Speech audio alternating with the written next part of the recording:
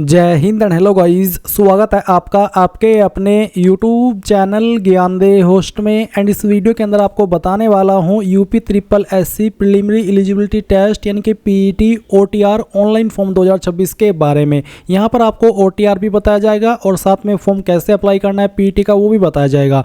And अगर आप directly इसमें पीईटी का फॉर्म भरना चाहते हैं तो फिर आप उस पार्ट को स्किप कर दीजिएगा जिसमें कि मैंने ओटीआर का प्रोसेस बताया है, क्योंकि आपके ओटीआर पहले से स्टार्ट हो चुके। तो ऐसे में बहुत सारे कैंडिडेट ऐसे होंगे जो कि ओटीआर ऑलरेडी कर चुके हैं, बस उन्हें पीईटी का फॉर्म अप्लाई करना है। तो सारी चीज़ें इस वीडियो के अंदर बताई जाएगी। एंड एक जो सबसे बड़ी प्रॉब्लम आपके सामने आ रही है वो ये कि बहुत सारे कैंडिडेट को ईमेल के ऊपर ओटीपी नहीं आ रहा है। अगर आ रहा है तो फिर घंटों बाद आ रहा है, तब तक वो एक्सपायर हो जाता है और फिर ऐसे में यहाँ पर बहुत सारे कैंडिडेट परेशान हो रहे हैं और अपना फॉर्म नहीं भर पा रहे हैं। तो मैं आपको बता दूं कि गाइज आप बिना ईमेल वेरीफाई किए भी ये फॉर्म भर सकते हैं, आपको कोई भी इशू नहीं आएगा एंड आगे चल करके भी कोई इशू नहीं आएगा, क्योंकि इसमें यूपी ट्रिपल एससी की तरफ से एक नोटिस मिला था जिसमें कि ये बोला था कि आप बिना ईमेल वेरीफाई किए भी आपका जो फॉर्म है वो भर सकते हैं, कोई इशू वाली बात नहीं है। अगर आपका सिर्फ अगर आपका सिर्फ नंबर वेरीफाई है तो भी आप आगे बढ़ पाएंगे, कोई आपको प्रॉब्लम नहीं होगी। और अभी रिसेंटली कुछ कैंडिडेट के कमेंट आ रहे थे कि सर फाइनल सबमिट नहीं हो रहा है, तो चलिए इस वीडियो के अंदर बताता हूँ फाइनल सबमिट भी आपका होगा। एंड अगर आपका नहीं हो रहा है तो वेबसाइट को थोड़ा रिफ्रेश करके आपको दोबारा ट्राई करना है। कई बार वेबसाइट का सर्वर डाउन रहता है जिसकी वजह से इस तरह का टेक्निकल आ जाता है। एंड अगर आप रात में 12-1 बजे के बाद या फिर सुबह के 3-4-5 बजे अपना फॉर्म भरेंगे तो उस वक्त और भी ज़्यादा बेहतर रहेगा, क्योंकि कैंडिडेट की संख्या काफ़ी कम होगी और वेबसाइट स्मूथली काम करेगी और आप अपना फॉर्म बिना किसी एरर के, बिना किसी प्रॉब्लम के भर पाएंगे। तो अब मैं यहाँ पर शुरू करता हूँ वीडियो को और आपको सारी चीज़ें जो मैंने अभी डिस्कस की है वो इस वीडियो के अंदर बताता हूँ। उसके पहले कहना चाहूँगा कि अगर आपने अभी तक वीडियो को लाइक शेयर नहीं किया हो तो कर दे और चैनल को सब्सक्राइब करके बेल आइकन ऑन कर ले। इसके बाद जो लिंक वीडियो को डिस्क्रिप्शन में दिया हुआ है आप ओपन कर लेंगे। गाइज मैं आपको बता दूँ कि ये पीईटी का जो फॉर्म है वो भरना आपके लिए बहुत ही अनिवार्य है। वो इसलिए क्योंकि गाइज अगले एक साल के अंदर जो यूपी ट्रिपल एससी के अंदर वैकेंसी आएगी उसमें वही कैंडिडेट फॉर्म अप्लाई कर पाएगा जिसने कि ये पीईटी 2026 एग्जाम दे करके क्वालिफाई किया होगा, इनके उसमें अच्छे खासे नंबर प्राप्त किए होंगे। अगर आपने ये एग्ज़ाम नहीं दिया तो फिर जो यूपी ट्रिपल एससी की अगले साल या अगले 1-1.5 साल के अंदर जो भी वैकेंसी आएगी उसमें आप अप्लाई नहीं कर पाएंगे। क्योंकि गाइज मैं आपको बता दूं कि भले ही आपके पास जो भी आपकी पोस्ट है जिस पर आप अप्लाई करना चाहेंगे, जैसे कि पटवारी की या लेखपाल की, तो उस पर 12वीं पास या डिग्री पास की अगर योग्यता आपसे मांगी जा रही है और वो आपके पास है, एज लिमिट भी है, बट फिर भी आप अप्लाई नहीं कर पाएंगे क्योंकि आपने पीईटी एग्ज़ाम नहीं दिया होगा। तो इसलिए बहुत ही ज़रूरी है, इसलिए गाइज आप ये एग्ज़ाम ज़रूर देना अगर आप यूपी ट्रिपल एससी का कोई भी फॉर्म भरना चाहते हैं। ये एग्ज़ाम देने के लिए आप सिंपल 10वीं पास हो तो आप इसमें अप्लाई कर सकते हैं, चाहे 12वीं भी हो तब भी अप्लाई कर पाएंगे, बट कम से कम 10वीं पास आपका होना जरूरी है। एंड एज लिमिट 18 से 40 साल के बीच रखी गई है और फीस जनरल ओबीसी ईडब्ल्यूएस के लिए 185 है, एससी एसटी के लिए 95 और फिजिकली हैंडीकैप के लिए 25 है। फॉर्म आप लोग 3 अगस्त से लेकर के 1 सितंबर 2026 तक भर पाएंगे। एंड गाइज यहाँ पर आपको नीचे इसमें सिलेक्शन कैसे होगा, बेसिकली यही है कि बस आपको एग्जाम देना है और अपना पीईटी के अंदर ठीक ठाक स्कोर प्राप्त कर लेना है।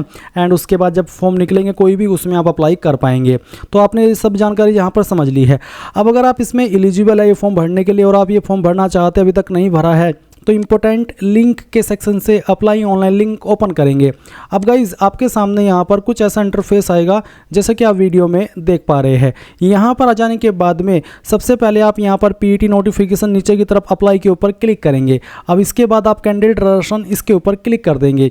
इसके ऊपर क्लिक करने के बाद आपके सामने कुछ ऐसा इंटरफेस आएगा जैसे कि आप वीडियो में देख पा रहे हैं। मैं आपको बता दूं, अगर आप पहले ही ओटीआर कर चुके हैं तो आप डायरेक्टली यहाँ पर आपका रजिस्टर्ड नंबर डालेंगे, गेट ओटीपी करेंगे। जैसे ही ओटीपी मिलेगा वेरिफिकेशन कोड डालेंगे और लॉगिन करके इस वीडियो को स्किप कर देंगे और वहाँ से देखेंगे जहाँ से मैंने ओटीआर करने के बाद का प्रोसेस यानी कि पीईटी फॉर्म को अप्लाई करने का तरीका बताया है और पेमेंट करने का भी तरीका उसी में ऐड है।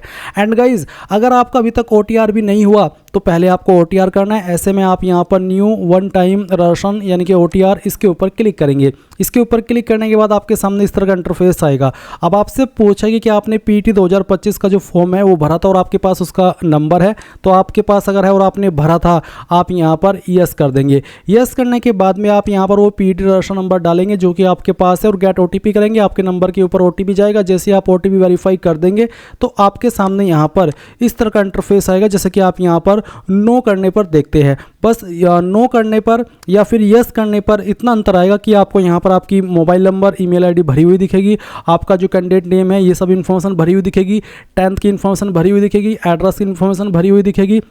एंड यहाँ पर गाइज आपको फोटो और सिग्नेचर अपलोड करना होगा। भले ही आप पहले से रजिस्टर्ड क्यों ना हो, यानी कि पहले ही से आपका पीटी 2025 का फॉर्म क्यों ना आपने भरा हो, आपको फोटो सिग्नेचर तो अपलोड करना ही होगा। बाकी जो आपका एड्रेस इन्फॉर्मेशन है, 10वीं की इन्फॉर्मेशन है, आपकी ये सब डिटेल है, ये आप सब यहाँ पर भरी हुई देखेंगे। अगर आपको इनमें से कोई इन्फॉर्मेशन एडिट करनी है तो आप यहाँ से कर लेना। अगर यहाँ से एडिट नहीं हो रही है तो फिर गाइज आपको होम पेज पर आना है और आप देखेंगे मॉडिफाई OTR फॉर्म डिटेल, इसके ऊपर क्लिक करके उसको मॉडिफाई कर लेंगे। एंड अगर आपको पहले से यहाँ पर जैसे कि मैंने कहा कि इसमें भरी हुई दिख रही है और आपको लगता है कि सभी जानकारी सही है तो कोई इशू वाली बात नहीं है। एंड गाइज अगर आप बिल्कुल फ्रेशर है, आप यहाँ पर नो करें कि मेरे पास PET 2025 रजिस्टर नंबर नहीं है, मैं पहली बार यहाँ पर ये PET OTR फॉर्म भर रहा हूँ, तो आप क्या करेंगे, इसमें नो करके अपनी एक इन्फॉर्मेशन भरेंगे। जैसे कि पहले मोबाइल नंबर यहाँ पर देखेंगे, फिर ईमेल आईडी, उसके बाद आप यहाँ पर नीचे आपकी जो पर्सनल डिटेल है वो फिल करेंगे। इसमें गाइज आपका जो भी नाम है वो आप यहाँ पर एंटर कर देंगे 10th के सर्टिफिकेट के अकॉर्डिंग पूरा नाम। उसके बाद इस नाम को दोबारा डाल करके आप यहाँ पर वेरीफाई करेंगे। फिर जो भी आपकी डेट ऑफ बर्थ है वो आपको सिलेक्ट कर लेनी है इस तरह से, पहले डे फिर मंथ और जो भी ईयर है वो भी आपको यहाँ पर इस तरह से सिलेक्ट कर लेना है। फिर आप आपका जेंडर सेलेक्ट करेंगे, अपना फादर नेम यहाँ पर डाल देंगे जो भी आपका फादर नेम है। एंड फिर गाइज यहाँ पर आपको इसमें आपकी माताजी का नाम एंटर करना है। फिर आपसे पूछा कि आप कौन सी स्टेट के आप निवासी है, तो मैं यहाँ पर उत्तर प्रदेश सेलेक्ट कर लेता हूँ। उसके बाद आप देखेंगे होम डिस्ट्रिक्ट, तो आपकी होम डिस्ट्रिक्ट जो भी है वो आपको सेलेक्ट कर लेनी है। कास्ट कैटेगरी आपकी कौन सी है वो आपको यहाँ पर सेलेक्ट करनी होगी, जनरल, OBC, SC ST। अगर आप अन्य स्टेट से आते हैं तो गाइज आपको यहाँ पर जनरल के अंदर काउंट किया जाएगा। इसके बाद आती है क्वालिफिकेशन की जानकारी, तो आपने आपकी 10वीं कौन से बोर्ड से किया उस बोर्ड को आपको सेलेक्ट कर लेना है। उसके बाद किस साल के अंदर पास किए वो साल आपको सेलेक्ट कर लेना है। आपका रोल नंबर क्या था वो आप यहाँ पर एंटर कर देंगे। नंबर आपके किसके अंदर है, अगर ग्रेड सिस्टम है तो ग्रेड सिस्टम सेलेक्ट करने के बाद में डायरेक्टली आपको आपकी CGPA को परसेंटेज में कन्वर्ट करके यहाँ पर डाल देना है। एंड अगर परसेंटेज सिस्टम है तो फिर आप यहाँ पर बताएंगे कि कितने नंबर आपको आए थे वो आपको यहाँ पर डालना है। जैसे कि मैं आपको डेमो के लिए नंबर फिल करके दिखा रहा हूँ इस तरह से, और उसके बाद कितने में से आए थे वो आप टोटल मार्क्स के अंदर डाल देंगे, परसेंटेज आपकी कैलकुलेट कर ली जाएगी। अब नीचे आता है आपके सामने एड्रेस का सेक्शन, तो एक तरफ पर परमानेंट एड्रेस और दूसरी तरफ है आपका कोरस्पोंडेंस मेलिंग यानी कि प्रेजेंट एड्रेस। तो नेम CO में बहुत सारे कैंडिडेट कंफ्यूज हो रहे हैं, तो गाइज नेम CO में आपको आपके फादर का नेम एंटर करना है। उसके बाद house number, flat number, street number या पोस्ट ऑफिस, लोकेलिटी, कस्बा, विलेज, सिटी। मैं आपको बता दूं अगर आप इसमें कंफ्यूज हो रहे हैं अभी भी कि मेरा हाउस नंबर नहीं है, मेरा फ्लैट नंबर नहीं है, मेरा स्ट्रीट नंबर, मेरा पोस्ट ऑफिस नहीं है, तो आपको क्या करना है, सिंपली नेम CO के अंदर आपके आधार के अकॉर्डिंग या फिर जो भी आपका परमानेंट एड्रेस है उसके अकॉर्डिंग अपने फादर का नाम डाल दीजिए। और बाकी जो लाइन बचेगी जिसमें कि आपका स्टेट आपको छोड़ देना है और डिस्ट्रिक्ट आपको छोड़ देनी है, क्योंकि ये आप ऑलरेडी भर चुके हो। और जो बाकी का एड्रेस बचा है वो आपको इन 3 लाइन के अंदर डाल देना है। ये नहीं देखना कि मैं कहाँ पर क्या भर रहा हूँ, बस आपका जो भी आपका एड्रेस बचा है आपके फादर नेम के बाद में थोड़ा सा पार्ट इसमें लिख दीजिए, थोड़ा सा part street number, post office में लिख दीजिए और लोकेलिटी, कस्बा, विलेज, सिटी में थोड़ा सा पार्ट लिख दीजिए। बाकी स्टेट यहाँ पर ऑलरेडी सिलेक्टेड है, डिस्ट्रिक्ट सिलेक्टेड है और फिर जो आपका पिन कोड है वो आपको यहाँ पर डाल देना है। एंड अगर आपका परमानेंट एड्रेस और प्रेजेंट एड्रेस सेम है तो आप इसको टिक कर देंगे, अगर सेम नहीं है तो अनटिक करके अलग से भर देना। इसके बाद यहाँ पर आपसे पूछे select any one document, PAN card, driving licence, इनमें से कोई एक ID, जैसे कि PAN card, driving licence, voter ID जो भी है वो आप सिलेक्ट कर ले। ये ID होना कंपलसरी नहीं है, अगर नहीं भी है तो भी आगे बढ़ सकते हैं और अगर है तो फिर आप सिलेक्ट करके जो भी ID सेलेक्ट करे उसका नंबर यहाँ पर डाल देना। यहाँ पर गाइज मेरे सामने एक एरर आ रहा है, इसमें आ रहा है please type name of candidate and CO example candidate name CO name. तो ये जब मैंने इसमें क्योंकि अभी तक भरा नहीं है तो मेरे सामने एग्जाम्पल के रूप में बताया जा रहा है कि आप इसमें आपका नाम भी डाल सकते हैं। बट गाइज आप अपना नाम तब डालिएगा जब आपकी पहचान वहाँ पर आपके नाम से हो जहाँ पर भी आप रह रहे हो। CO नेम में फादर नेम इसलिए डाला जाता है ताकि जब वहाँ पर कोई भी पोस्ट जाए या फिर जब कोई पोस्ट जाता है तो उसमें फादर नेम जब आप डाल देते तो फिर फादर के नेम से आपको रिकॉग्नाइज कर लिया जाता है, इसलिए यहाँ पर CO नेम में बहुत सारे कैंडिडेट फादर नेम डालते हैं। और जो जिनकी थोड़ी बहुत पहचान होती है, जिनको अगर आप अपने नाम पर कुछ मंगाए और आपकी इतनी पहचान है कि आपके नाम से ही वहाँ पर सब कुछ हो जाता है, तो फिर आप यहाँ पर खुद का नाम डाल सकते हैं, नहीं तो आप यहाँ पर फादर नेम डालेंगे। तो ये चीज़ आपको समझ आ गई। अब आप यहाँ पर फोटो अपलोड करेंगे। फोटो का साइज़ 50 से 100 KB के बीच में रखा है एंड सिग्नेचर का साइज़ 30 से 50 KB के बीच में रखा है। सिग्नेचर आपका कैसे उसका डेमो यहाँ पर आपको दिया है, उसमें इंग्लिश और हिंदी दोनों चीज़ होनी चाहिए। तो आप चूज फाइल इसके ऊपर क्लिक करेंगे एंड जहाँ पर भी आपका सिग्नेचर है वो आपको सिलेक्ट कर लेना है। मैं डेमो के लिए आपको यहाँ पर एक सिग्नेचर अपलोड करके दिखाता हूँ। चलिए हम यहाँ पर एक फ़ाइल सेलेक्ट कर लेते हैं। ये फ़ाइल जैसे ही आप सिलेक्ट करेंगे तो इस तरह से आपके सामने आ जाएगी, जैसे कि आप वीडियो में देख पा रहे हो, ऊपर इंग्लिश में और नीचे हिंदी में। एंड अगर आप हिंदी में ही सिग्नेचर करते हैं तो दोनों में आपको ऊपर की तरफ आपको सिंपल अपना नाम इंग्लिश में लिख देना है और नीचे अपना नाम आपको हिंदी में लिखना है। तो ये चीज़ आप समझ आ गए। फिर यहाँ पर फोटो अपलोड कर देंगे एंड देन आप यहाँ पर एक्सेप्ट द अबाउट डिक्लेरेशन में इसमें यस कर देंगे, ये वेरिफिकेशन कोड डालेंगे और फिर सबमिट कर देंगे। इसके बाद गाइज आप यहाँ पर देखेंगे कि जो आपका OTR है वो हो जाएगा और OTR हो जाने के बाद में अगर आप यहाँ पर लॉगिन नहीं होते तो मैं आपको बताता हूँ, आपको यहाँ पर इसमें लॉगिन हो जाना है। लॉगिन होने के लिए आपको यहाँ पर अपना जो नंबर अभी आपने रजिस्टर किया वो डालेंगे और गेट OTP के ऊपर क्लिक करके जैसे ही OTP आ जाए वेरिफिकेशन कोड डालेंगे और लॉगिन के ऊपर क्लिक करेंगे। ये उनके लिए भी इन्फॉर्मेशन है जो कि पहले ही OTR कर चुके हैं। आप डायरेक्टली लॉगिन करेंगे और लॉगिन करने के बाद इस तरह का इंटरफेस आपके सामने आएगा जैसे कि आप वीडियो में देख पा रहे हैं। मैंने भी पहले ही OTR करके रखा था तो मेरे सामने इस तरह से ऑप्शन आ चुका है। यहाँ पर आप आपकी जो एड्रेस की इन्फॉर्मेशन अगर वो एडिट करना चाहे तो वो कर सकते हैं।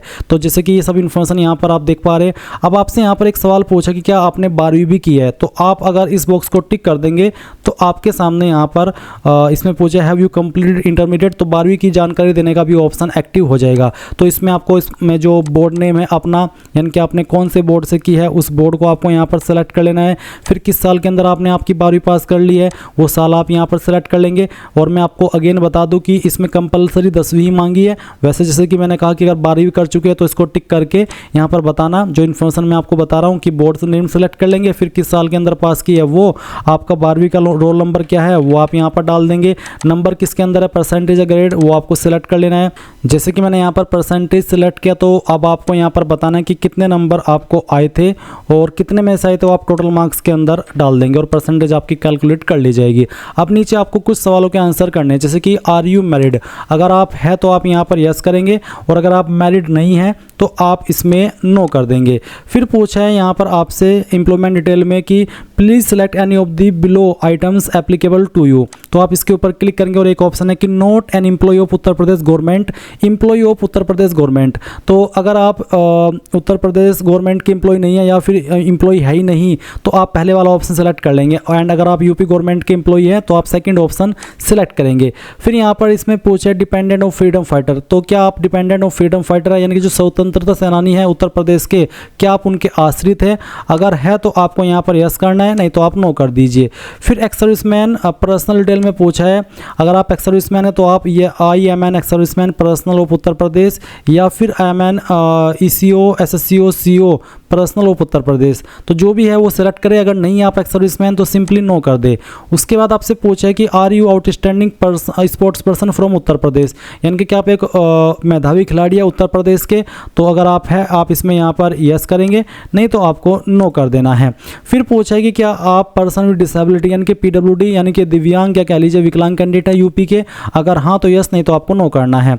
उसके बाद आपसे पूछा कि क्या जो आयु सीमा के अंदर छूट मिलती है, जो नॉर्मल छूट मिलती है SC ST कैंडिडेट को 5 साल की, OBC को 3 साल की, अगर वो ऑप्शन ये नहीं है, ये है are you claiming age relaxation other on the grounds of other than mentioned above. जैसे कि अगर आप यहाँ पर यस करेंगे तो यस करने पर यहाँ पर आपको पूछा कि किस ग्राउंड के तहत आपको छूट चाहिए एज के अंदर, गवर्नमेंट ऑर्डर, कोर्ट ऑर्डर, सेवा नियमावली, ये बहुत ही अतिरिक्त वाला ऑप्शन है।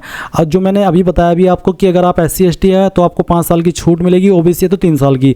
तो अगर आप इसमें नो भी करेंगे तब भी आपको ये छूट दी जाएगी, क्योंकि ये जो छूट है ये उनके लिए ऑप्शन डाला गया है जिनको इन ऑर्डर के तहत जो यहाँ पर मेंशन किए गए हैं छूट चाहिए है।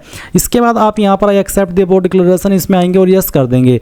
यस करने के बाद में आप यहाँ पर नीचे इसमें जो सबमिट का ऑप्शन है वो देखेंगे, जो कि आप यहाँ पर देख पा रहे हैं। वेरिफिकेशन कोड आ चुका है, वेरिफिकेशन कोड डालिए और सबमिट कर दीजिए। अभी गाइज आप यहाँ पर देखेंगे your PET register number is please keep it safe for future reference, यानी कि जो मेरा PET का फॉर्म है वो यहाँ पर इसमें भरा गया है। अभी मुझे मुझे पेमेंट करना है। तो आप यहाँ से अगर प्रिंट स्लिप लेना चाहे वो ले लीजिए, और अगर आपको यहाँ पर इसमें डायरेक्टली पेमेंट के लिए बढ़ना है तो आप प्रोसीड फॉर पेमेंट इसके ऊपर क्लिक करेंगे। इसके बाद आपके सामने यहाँ पर पेमेंट का इंटरफेस आ जाएगा। और मैं आपको बता दूं कि अगर आप जब ये फॉर्म भर रहे थे शुरुआत में ही जैसे लिंक एक्टिवेट हुआ और आपके सामने पेमेंट एरर आया, आप पेमेंट नहीं कर सके, तो जैसे कि मैंने आपको बताया आप लॉगिन कीजिए डायरेक्टली, और लॉगिन करके आपके सामने इस तरह से पेमेंट का ऑप्शन आएगा। आप यहाँ पर state bank of India select कर लेना, यहाँ पर टिक करना और प्रोसीड फॉर फी डिपोजिशन इसके ऊपर क्लिक करके यहाँ से आपको प्रोसीड कर देना है।